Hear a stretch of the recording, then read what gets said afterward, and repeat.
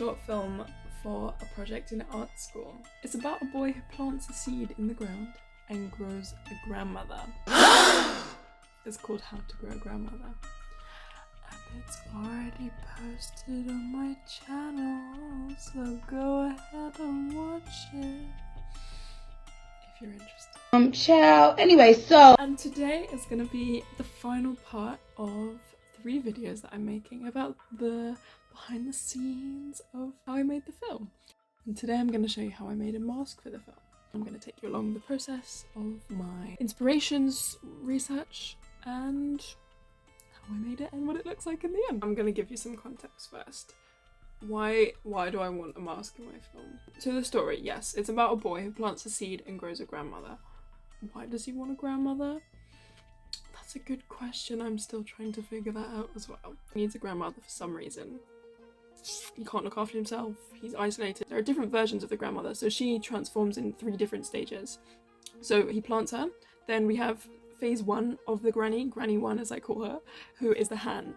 And this will all make sense if you watch it. But she's a hand with eyes. She's a man with 1 eye! No! Then she develops into a doll. And then she develops into a human full-blown Granny 3. It kind of makes sense. It doesn't have to make sense. Before that, the boy is designing a grandmother. He is designing his idealization of what he wants a grandma to be, what he wants his grandma to be. So he designs her, he draws her, and then he paints her, and he makes this mask. And he sort of hangs out with it. He's gonna be like watching TV with her, and they're gonna be like pals, buddies. Friend. Only friend. We're first going to see him put on the mask, and he sort of becomes her a little bit. He puts on her nightie and her mask. He becomes what he wants her to be, and we're going to see him in this little transformation. And then he's seen like sitting around, hanging out with this granny mask, and we see what he wants his relationship to be with her like. And then he plants her. So today I need to make the mask. At first, I thought it would just be something on the front, but I kind of like the idea of having it all wrapped around your head, like a full big mask. Whoa! And I want it to be this big, she's sort of creepy and ugly face, but she's also beautiful because he loves her. And this is what, in his mind, he wants her to be. Oh my god, he's so deep. She's got these big features, these big cheekbones, a very big face. She's not proportionate, she's not realistic. It's his imagination, really. Sorry for the long intro. These are some of my inspirations, different types of masks, different types of paper mache, types of faces, and I did some doodles of weird faces, nice kinds of grannies, scary monsters. There's even a priest mask. There's quite a mishmash just because I was feeling very indecisive. Here I am, again just saying how I was going to do one type of mask with the straps like around the head, but then I changed it to the cardboard skeleton shape with weaving and then building off of that with the features. So I've just started off with this basic shape for a skeleton frame, and then I'm going to fill it in with bits like that.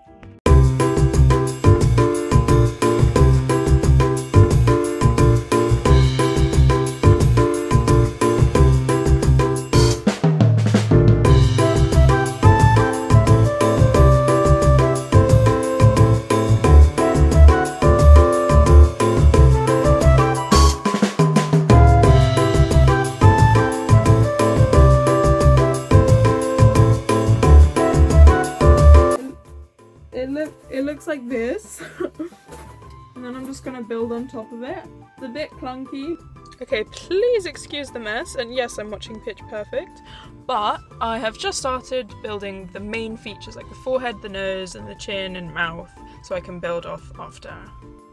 And it was looking a bit disproportionate before, but I'm really pleased with how this is looking. I've added some eyes, more details like frowny lines, big eyelids, like drooping skin, and a bigger mouth. And I think it's going in the right direction.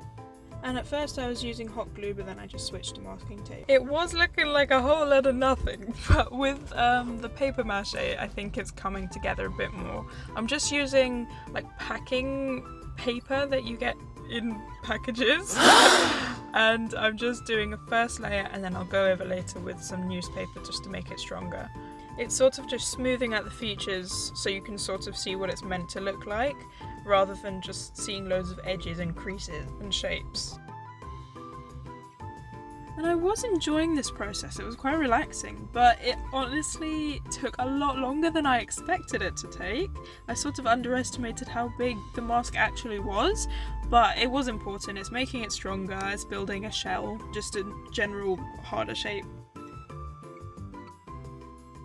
And here is the new layer of newspaper. I only did 2 layers overall, but I think it was strong enough. And then I just started going over the top with white paint and then straight onto painting. I think the white base layer of paint helped me see a lot of the details. Like, it is kind of bumpy and it's not perfectly smooth, but I don't really care. I like how it looks. And then I wanted like a base neutral tone to start off and then go on top with some pinks and some shadows to add a bit more depth. And although there are a lot of like shapes and creases of the face already with these massive cheekbones and eyebrows, but I think I just wanted to enhance it even more because I was going to be on camera. And here I am painting the eyes. They're not perfectly symmetrical either, but I, again, don't really care. I think it looks pretty good so far.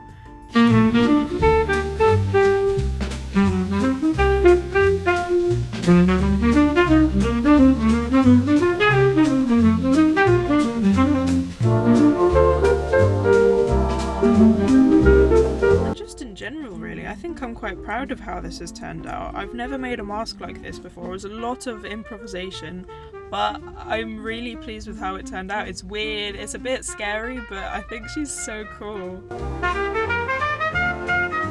And I wanted to give her like blue eyeshadow, but it didn't really look like that in the end. I sort of went over it a lot with loads of layers, trying to add some sort of depth and creases and trying to age her a bit but also make her a bit pretty. And I forgot how much I hate acrylic paint. I haven't used it in so long.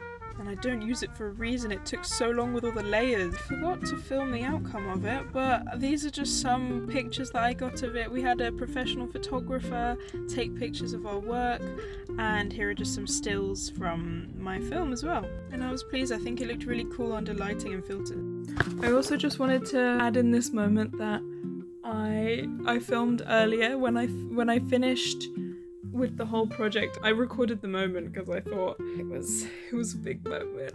Hey, I just wanted to document this moment because I just finished the film. I just finished making it. It has been so painful.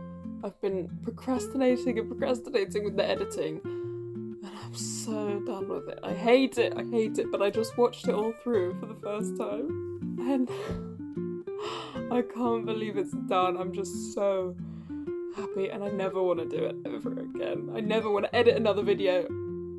Well, to do this one.